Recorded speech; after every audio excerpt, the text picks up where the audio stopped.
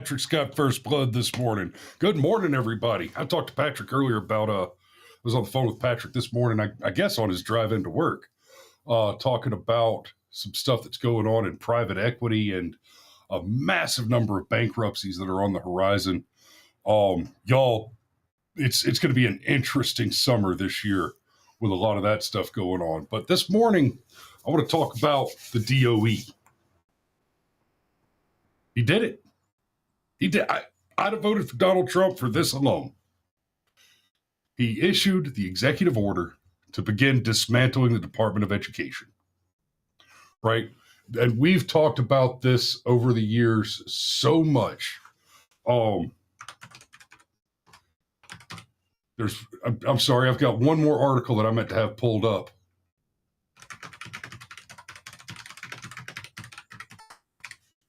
Let me make sure I've got that one up too.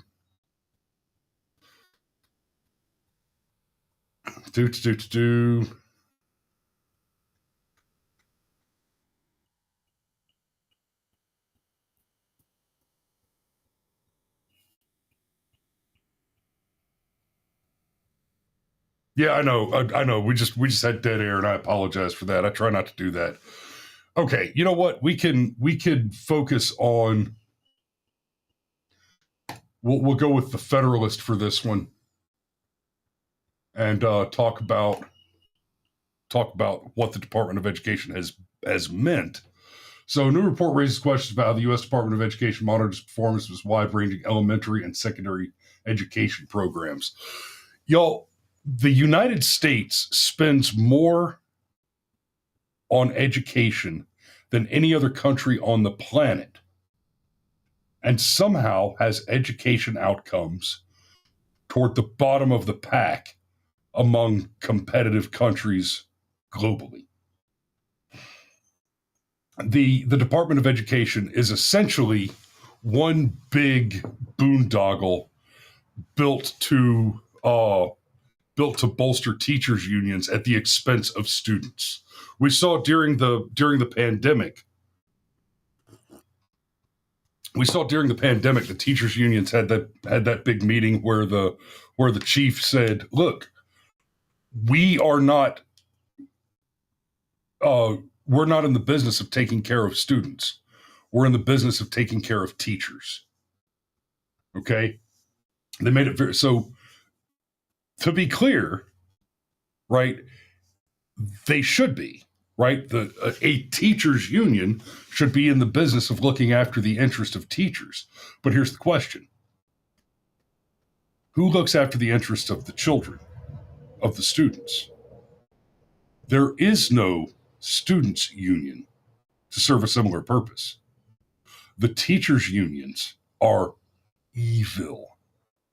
They are your enemy. They hate you, and they want to corrupt your children.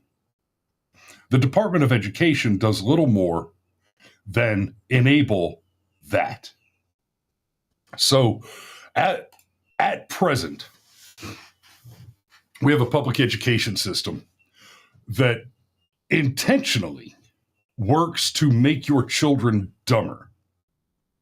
The objective of the Department of Education, no, let me back up.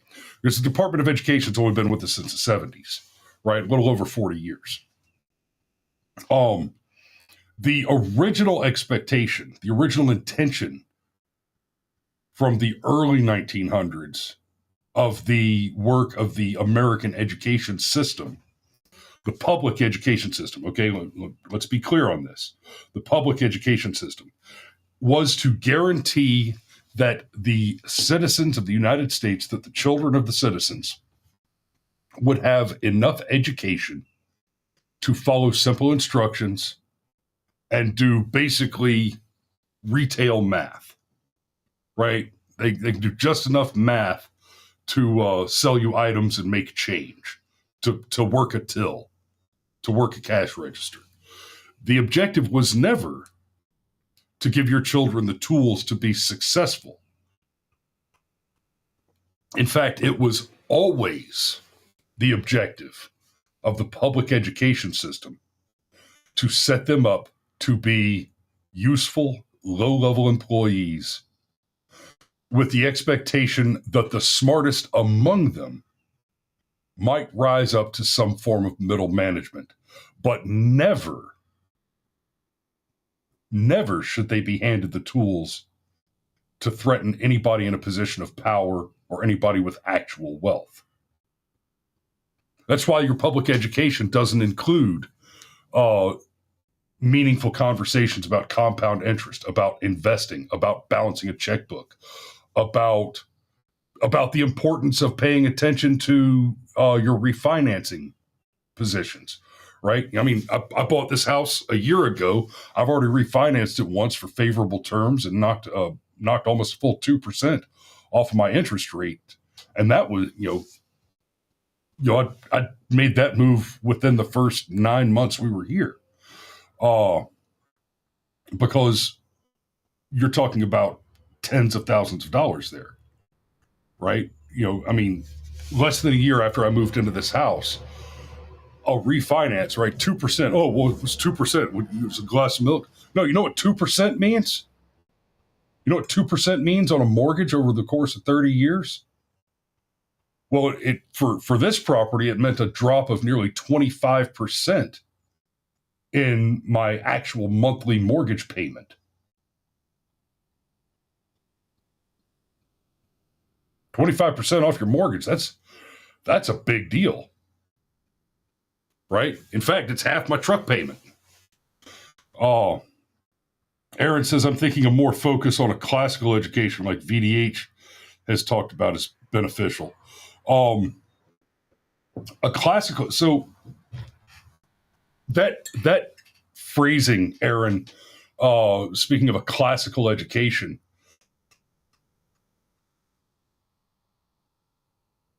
a classical education, a liberal education, usually those, when you say liberal education, you're not supposed to be talking about a politically liberal education. You're supposed to be talking about kind of a Renaissance man approach, right?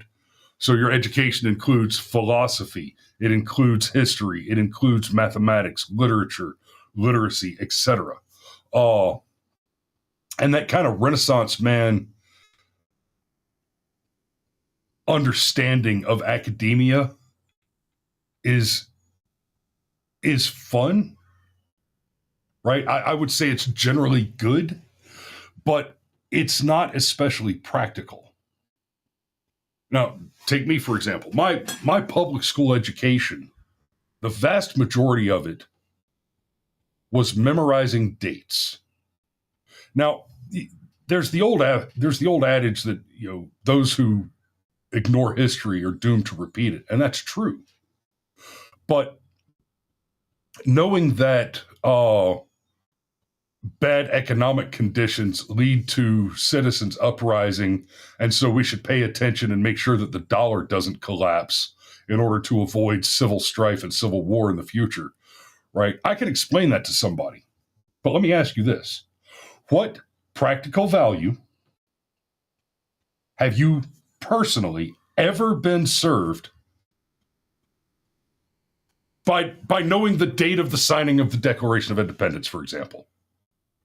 Right? 1492, 1776, 4th of July, et cetera, right? Memorize all the dates and, what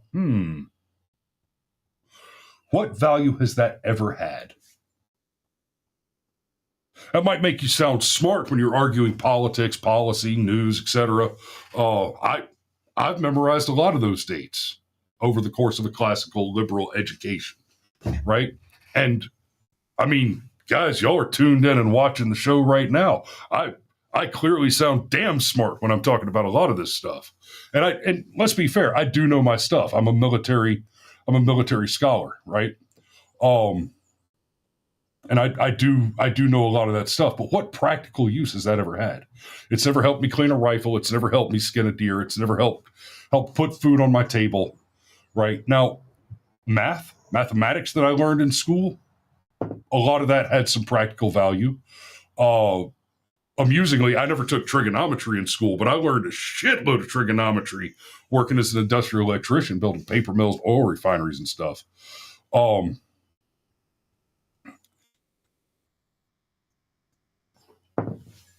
Yes, Sergeant Major. Oh, but what have you been? How have you been served by knowing a bunch of random dates? Right. It is enough that you know uh, about the battle, about the surrender at Appomattox, about the battle at Hadrian's Wall, about Hannibal's movements into Rome, and crossing the Rubicon. You know about those things, but y'all, there are students who had to go back and repeat a year because they didn't remember all the dates around that, and that's useless information. Right? Even the list of stuff that I just mentioned, unless you're a military scholar, or professional warfighter, tactician, strategist, or a historical academician, that information is not terribly valuable. What would have been useful coming out of high school is, I don't know, could have role played the process of applying for a car loan or a mortgage, about using credit effectively, about what it means to be underlevered and overlevered. Right? But no, that is not a part of the education, because that kind of education threatens the people that are already in those positions. Now, let me talk about the Jews for a minute. I wish Mario were here for as I throw out a JQ, but in all seriousness, there's a whole culture of conspiracy theorists and doomsayers that talk about the evil Jews and how they control everything. But let me clear you up on something.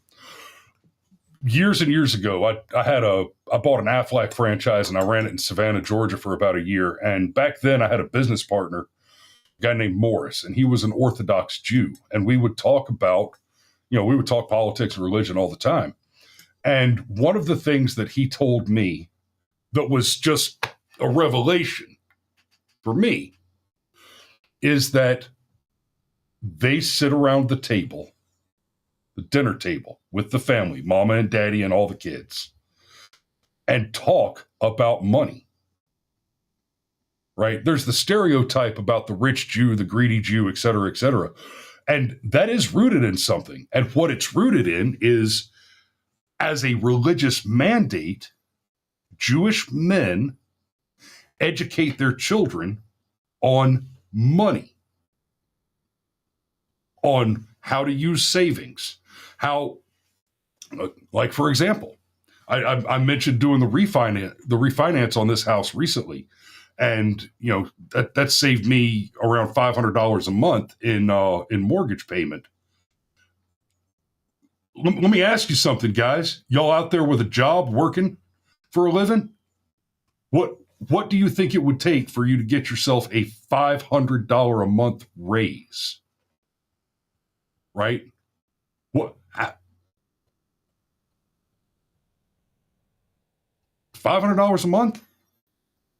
What do you think you could do with $500 a month? And is it easier to go and argue with your boss for a $500 a month raise, or sit down and sign the paperwork to refinance your mortgage for a 2% favorable bump and just grab that money? Right? So that's, these are the things that I talk about with my father. These are the things that I talk about with my children now. And it's important. Sergeant Major says the most important financial understanding is very simple unless you don't understand how it works. Yes. Be Controversial says, Lordy, I could really use that. Call your mortgage guy.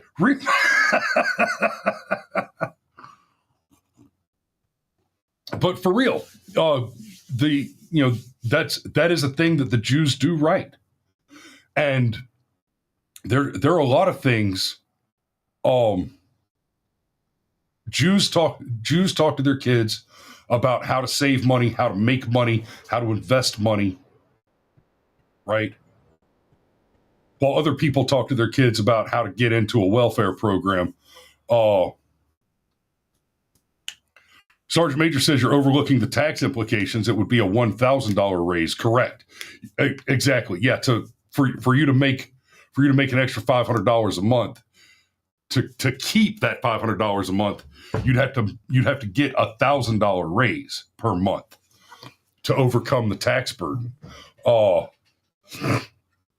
And that's another part of that math. You need to talk to your kids about how taxes work. Right? I mean, that's part of the conversation. It's an important part of the conversation. Okay, I've gone a little off the rail, a little far down the road on that, but the long and short of it is the public education system is it's not just ineffective. It's not that it's merely not good enough. As I've said many times before, when I went through the public education system back in the 80s and 90s, the teachers had at least the common decency to be merely inadequate to the task, right? The teachers that I had in the public education system, by the vast majority of them, just weren't adequate to teach a child anything, let alone a child like me, right? And I mean, I'm stroking my own ego a little bit here, but I'm a smart dude. And I've had teachers. I've told you guys the story before of the time I was thrown out of class for towering because I asked about imaginary numbers. And it was one of those where I said, raise my hand, and I asked, what are we going to use this for? And as soon as I saw the teacher's eyes flare, like, oh, you little bastard, like, whoa, wait, no, I'm not trying to be an asshole. I'm not trying to be a jerk. I'm not trying to say like, oh, I'm never going to need this. No, I'm asking the question because I'm legitimately interested. I want to know, right, what kind of science or profession would I be in that I would need to know about imaginary numbers? And that teacher was basically reading out of the textbook and just reciting what was written in front of him. He didn't know anything about that, and he could not tell me what that kind of mathematics were for. And it infuriated him so much that he threw his marker and his eraser at me. It was an interesting day, and I learned a lot that day. Not least of which was these people don't know shit about shit. A public school teacher is possibly the most overrated, over-respected profession in the country. Especially the ones whose only degree is in education. Like your Dr. Jill Biden, right? Shut the fuck up. Man, I made it this far without dropping an F-bomb. I'm going to try not to drop any more. I apologize, guys. I'm trying to be better. Try it. Pitt Danny says, see what Catholic schools do. Yeah. Y'all, you've watched shows. You've watched this show and seen Mario do strategic and intelligence analytics and discuss complex global politics. You've seen him go into great detail on like the deep theological understanding of specific Bible passages. Mario's a sharp dude. That Mario is the product of a Catholic school, right? And something interesting that you all need to know about private schools versus public schools. We spend, I think the last estimate was around $26,000 per year per student in the public education system. Y'all, the average private school tuition is less than $20,000 a year. Now it's average. I mean, yeah, there's the elite schools that are basically feeding tubes for the Ivy League schools, and really that's not an education so much as a pedigree and a branding model.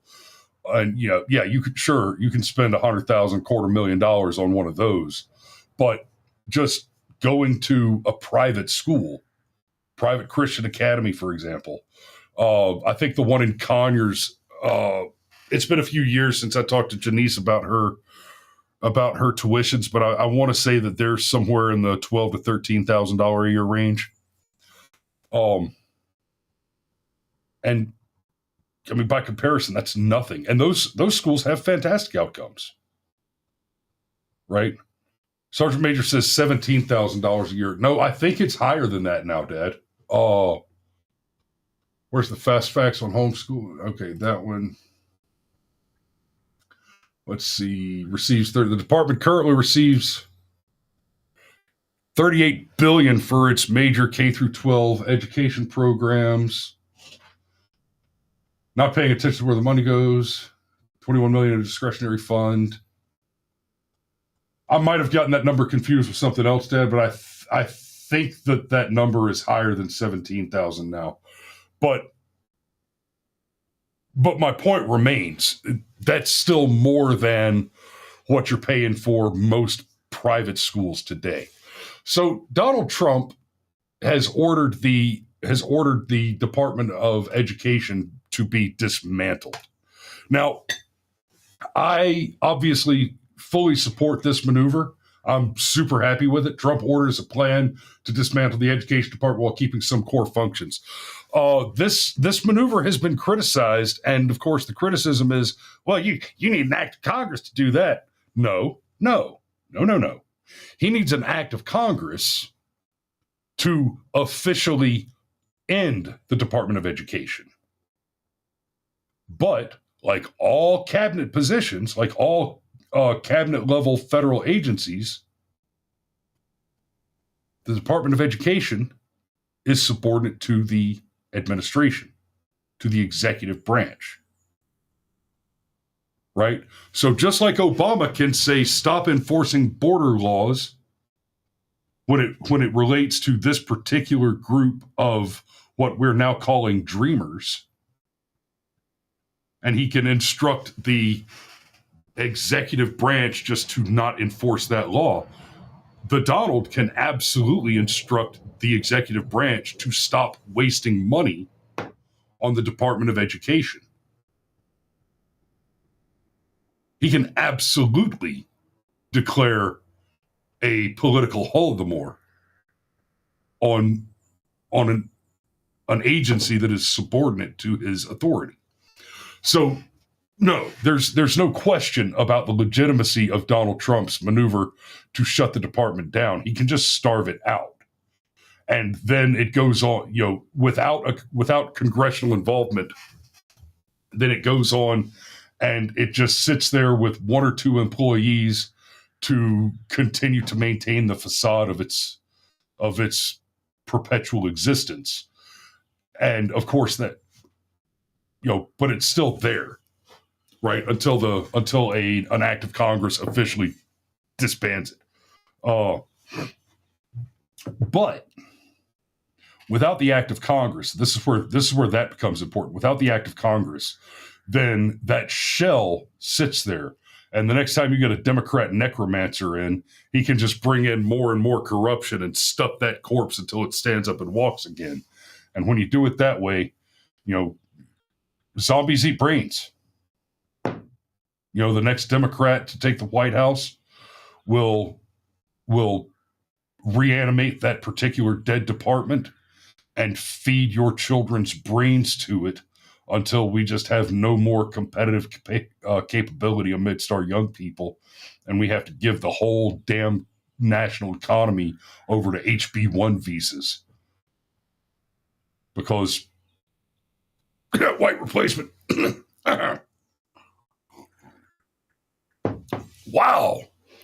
Where is Mario when I'm getting this dark? Anyway, so what is the right answer for y'all moving forward? What's homeschooling? Okay, it's homeschooling. It is. If you've got school-age children, you need to be homeschooling. And if you're a woman, you're a married woman, unless you married a soy boy that's going to stay home and be the housewife, you need to stay home and be the housewife. Now, yes, I'm a pretty traditional guy. I was raised in a family where mommy and daddy stayed married and mommy stayed home and raised babies. Mommy cleaned house, cooked dinners. Mommy was awesome. And I think that's a very healthy environment for children to grow up in. In fact, and I'm mad at you, Sergeant Major, I get it. But if at all possible, daddy needs to spend as much time at home with the kids as he can. I'm guilty of it myself. I mean, I'm retired. I could stay home all the time, but then, my wife and my babies wouldn't have as many nice things, and we might have to eat cheaper food from time to time. So I also go out and work. I have a pretty cool professional arrangement where I could basically take time off whenever I want. I'm self-employed, and it's awesome. So I've got a little more freedom to, you know what? I'm not gonna go to work for the next 3 weeks, so we can go down to the beach and play in the water. Or I can, and Dad, I promise, right? Little boy blue and the man on the moon, we're gonna go fishing soon, but I gotta get the crops in the front yard. I gotta get the chicken coop finished and get the chickens in the backyard. I gotta get the service done on the truck. I gotta get the tractor here, and then the month of May is just completely shit canned. We've got people visiting. We've got birthday parties, which just completely shit canned.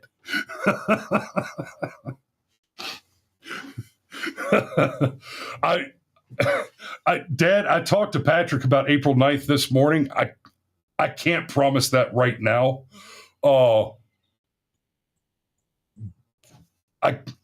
That's in 2 weeks. I can't promise April 9th right now because I've got to get this service scheduled on the truck. As soon as I've got that scheduled and I know what's happening there, then I can work around that. Yeah. There's just a lot of shit going on right now. Jason Bryan, a great American, he's the soccer coach for my little boys' soccer team, who, by the way, wins an awful lot of soccer games. Says, Chris, I walked away from a long-term career just to be able to be with my family more. That, yes. And then let me get to the rest of it. So here's the rest of that piece. Mama staying home with the babies. And I see Dad's comments. Dad says, Mom says, was? Okay, my mother is still awesome.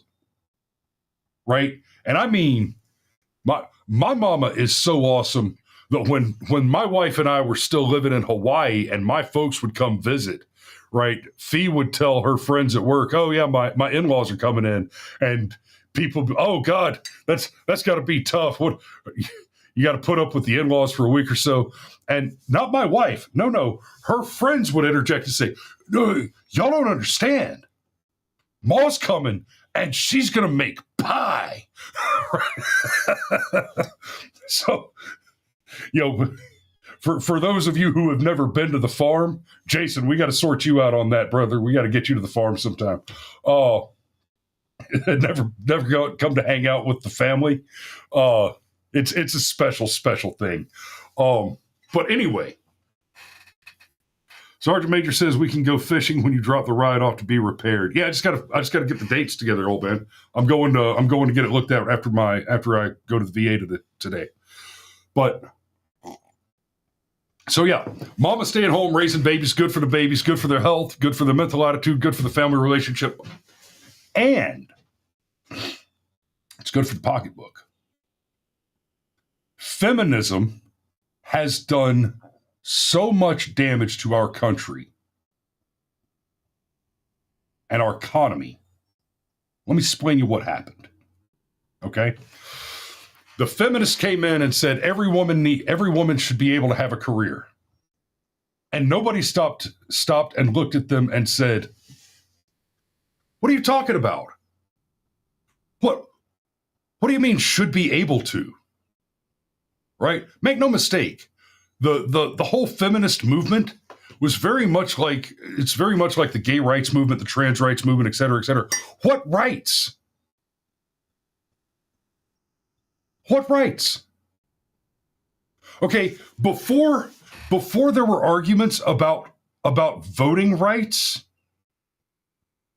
like, oh, well, women only got the right to vote, 100 years ago.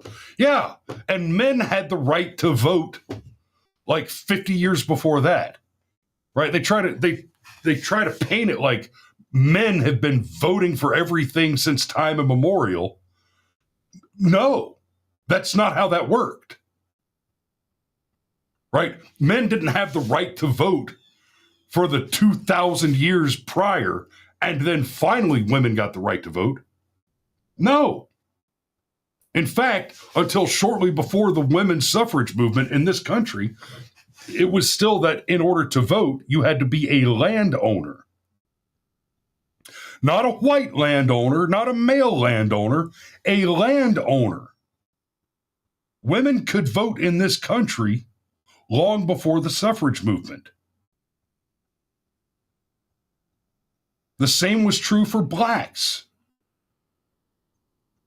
Right? The first slave owner in the United States of America was an African black man who came over with his slaves, owned property, and voted.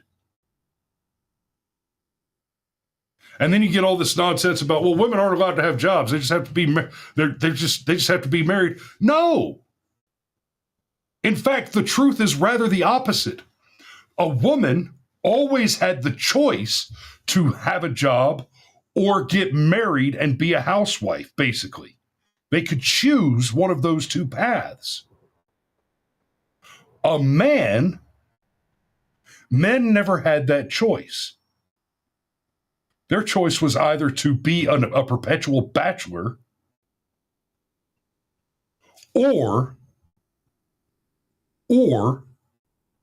to take on the burden of someone else's expenses.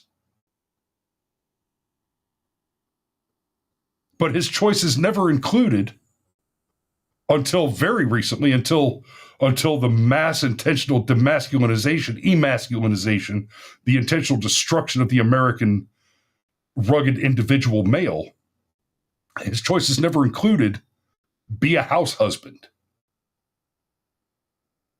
He was going to work until he died, and if he was lucky, if he was very, very lucky, he would love a good woman and raise babies with her as well. But either way, he was going to work until he died. So what happened when we artificially popularized women pursuing careers instead of, and at the detriment of, the homemaker activities? You get dual income families. What's the problem with that? And this is part of where the public education system came in. What do you do with kids? Men and women being married and trying to pursue careers, full-time careers with young children has been the ruination of many families. Now, in fairness, a woman faces a significant challenge here. If she wants to, you can't have it all, ladies. I'm sorry, you can't. Right? It's not an option. Because it all is self-destructive. So if you want to have the full-time career and be a mother, it's not an option. Because you have to have, you've got that first 2 to 3 years that the child needs you. Now, you can pursue your full-time career while you've got a young child, but that means that somebody else is raising your child while you're at work. Okay? That means that you are not involved in that child's life while you're pursuing that career. This isn't a matter of misogyny, of bigotry, of any of that. It is a simple matter of chronological logistics. There just ain't that much damn time. So, when we started shoveling more women into the workforce, a few things happened. We doubled the supply of labor without increasing the demand for labor. That's one of the, if not the key contributing factor to the last 4 decades of stagnant wages. For decades now, wages have not kept pace with inflation across the national average. Another major factor there is, of course, the minimum wage, which has exacerbated inflation over the same period, making it even more difficult for the rate of increase of wages to fail to keep pace with the rate of increase of inflation. But that's all related to when you have excess supply and limited demand, prices are low. High demand, low supply, prices are high. Your labor's not worth anything because there's more people working than we need working. Now, you've got your dual income families who are earning their wages against depressed wage rates and have to do something with those kids. Well, until they start until you can send them to a public school, and even after to an extent, you've got to put them in a private. You've got to put them in some kind of daycare, something like that. Daycare is expensive. You want to know how expensive daycare is? Let me give you an example. When my wife and I had our first kid, we were both still active duty military, right? And so we had to use some daycare for our oldest when she was new, right? She had to go to daycare. There was daycare on base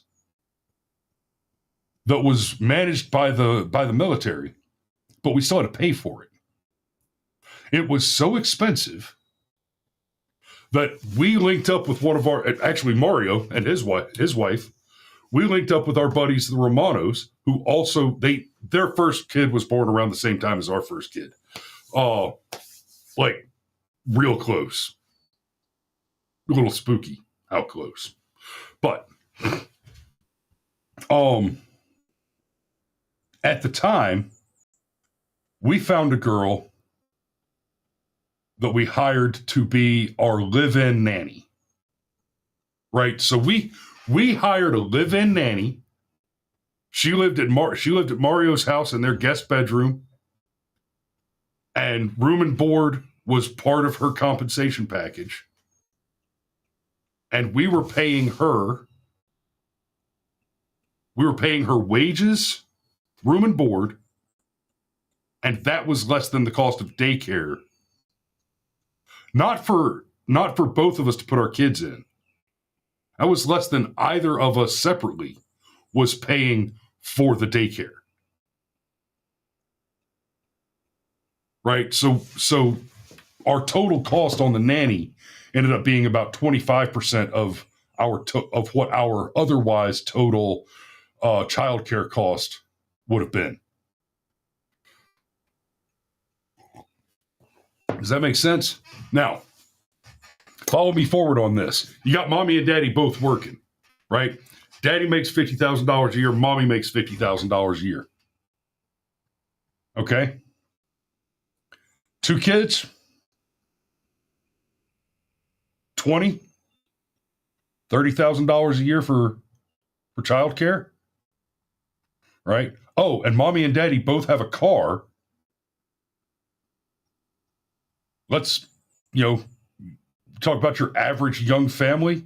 Mommy and daddy are probably still both making car payments, insurance, gasoline. There's $20,000 to $30,000 a year on the commute, on just the cost of transportation.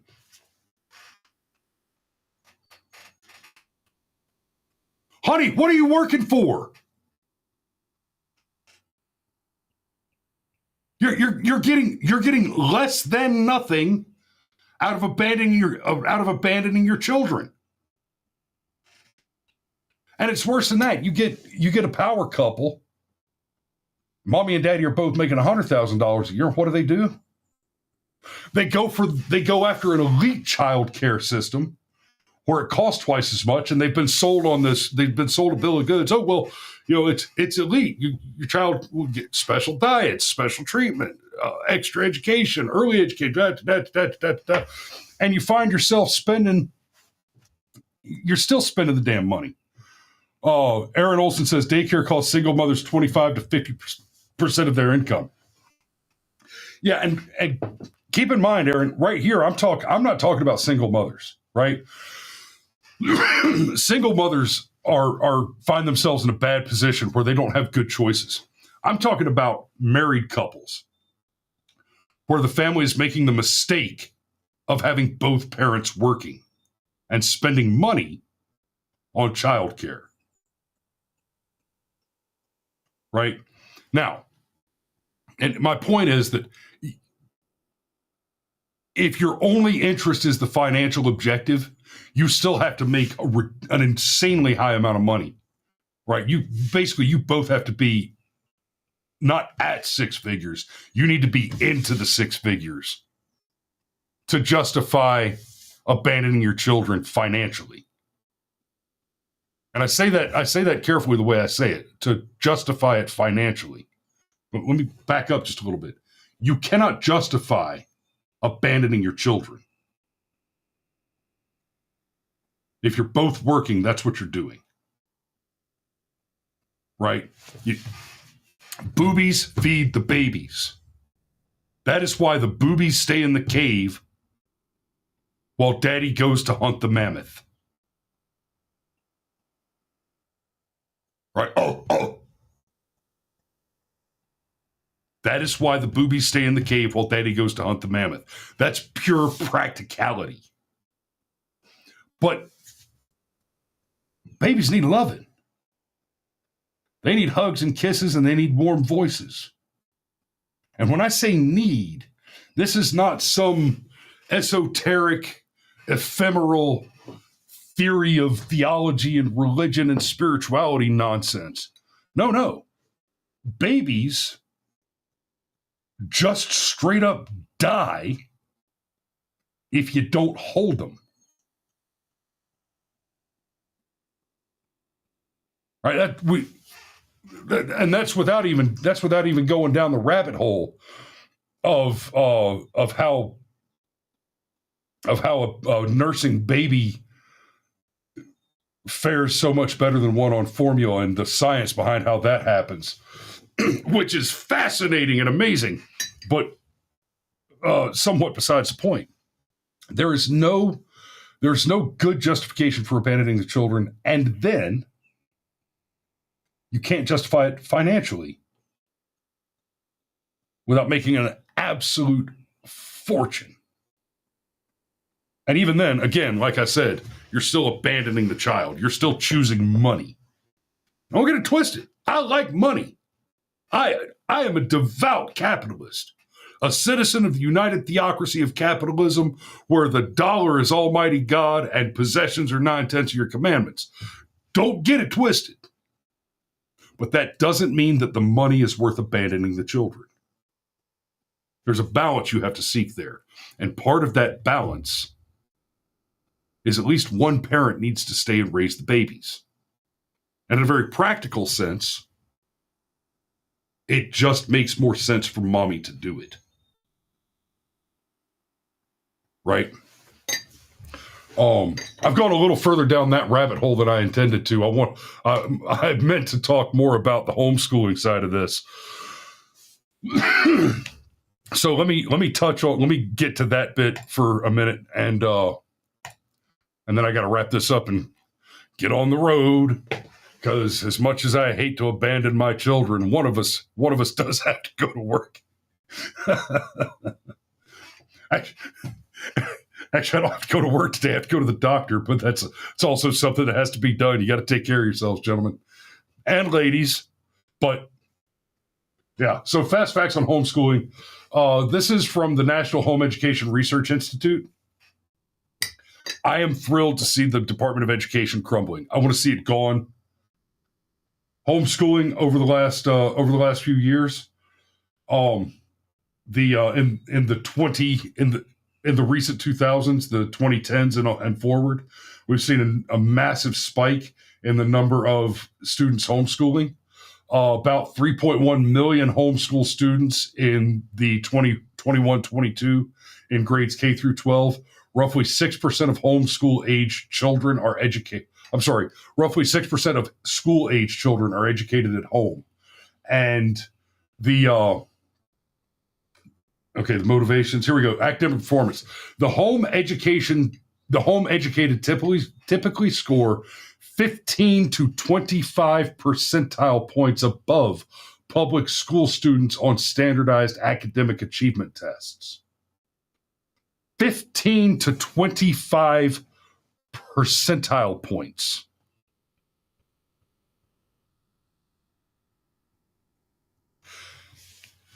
The average, right?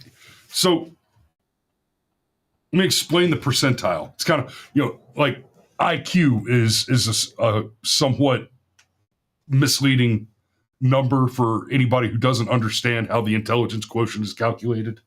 Percentile points similarly. So the percentile, it's 1 through 99, and it is not a static score. It is a barometer that measures the placement of an individual against the comparison to his peers. That should be alarming. Most of us should find that alarming, because it means that it is an inaccurate measure of the intelligence of individuals, because it is not a measure of the intelligence of an individual. It is a measure of the intelligence of the individual as compared to their peer group. Right? So if the peer group, say, for example, children who were kept out of schools, educated through masks, failed to acquire proper language skills because they couldn't see mouths moving as they were first trying to acquire language, etc. So, if you've got a situation where the school system got broken and the country got dumber and dumber and dumber, that one individual in the middle may be scoring higher on the test, but he's scoring higher on the test not compared to the test, but rather compared to the other people in his peer group who got dumber and dumber and dumber. So he might be smarter than the dummies, but that doesn't mean that he's smarter than the people who are older than him. We're all familiar with kind of the trope of the teenager that thinks his mommy and daddy don't know nothing. Well, that problem has gotten much worse. Now, if you're talking about somebody in the 10s and 20s, we can do a whole show on this. You're talking about somebody in the early 1900s.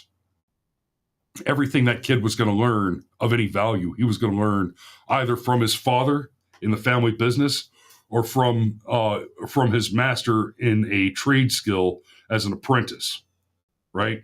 And, for a very long time, very little changed within trade skill activities and businesses. If you learned it, you learned it. Well, now today we have a very different creature. We have children who are dumber than their parents because the public schools have abused them. But these same children who are dumber than their parents and no less than their parents knew because of the deterioration of the education system happen to have also acquired a new and unique set of skills and knowledge related to the rapid development of technology. So your kids know more about technology than you do, but you know more about everything else, to include the simple experience of having fucked up a couple of times and learned, hey, when I was a kid, I learned you don't put a fork in the light socket. And as much as I joke about watching the kid do it and saying, won't do that again, that's not how we play. That's not how we roll here. I tell the kids, don't put the fork in the light socket. Right? So we have a dangerous trend going on there. And I don't know how we bridge that gap. I don't know how we solve that problem. But I believe that a big chunk of how we solve that problem is homeschooling. I am heartened to see that in tandem with these developments, we're seeing the rise of the homesteading trend. I'm a big fan of the idea of the homesteading trend, and I mean we're getting chickens and doing all that stuff over here. And like I love this little clip. So chickens are the gateway drug to conspiracy theories, but honestly, chickens are the gateway drug to everything. Because think about your favorite chicken owner, or think about yourself if you own chickens. When you get chickens, it never just stops there. I've never really seen someone say, yeah, I got chickens 6 months ago, and I don't plan on doing anything else. Need a little bit bigger of a scoop. But anyway, the conversation typically goes like, yeah, I got chickens 6 months ago, and now I want some property up north or some acreage. I want a Jersey cow and goats and all sorts of things. Move, Waffles. And don't even get me started on the whole conspiracy side of things and the distrust of the government and the food system. Basically what I'm saying is once you get chickens, you really never go back. I've really never seen someone that said, yeah, I got chickens 6 months ago and I don't really like it. So essentially all I'm saying is if you want to fast track your way into loving animals, self-sufficiency, and have a general distrust of the government, just get some chickens. That's right. Go get some chickens so you can stop trusting the government. That's funny stuff right there. So, we're doing, I've got a chicken coop out here that needs a little bit of repair work, but we're about to do chickens. We've already planted potatoes in our garden. Going to do lettuce and asparagus, and I mean, my wife is the one that's been studying up on and getting smart on this. I've got a dump truck load of topsoil sitting in the front yard waiting to be manhandled into the garden rows. And my wife has her diagram plotted out and knows we need this many plants of this type to feed a family of 6 for this period, et cetera, et cetera. And the objective, like, I don't intend to stop going to the grocery store, but I'd like to keep enough game meat in the freezer and have enough roughage growing in the yard that I don't have to go to the store. Right? I go to the store if I want goodies, if I want to splurge a little extra money on something fancy, like ice cream, because I don't see myself trying to raise cattle out here. But you never know, shit can happen. But there has been a growing trend among younger, especially millennials, moving out and buying some land, and y'all get the hell out of the cities. Just get out of the cities.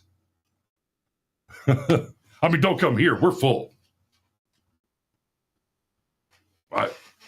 We're full. We don't need any more people out here. we're good. But find you a big chunk of flat and start growing some stuff. All right, guys, I need to put a pen in it there and get down the road. Thanks for watching this morning. I love you, and we will see you tomorrow. Where'd you go? There you are. All right, take care, guys.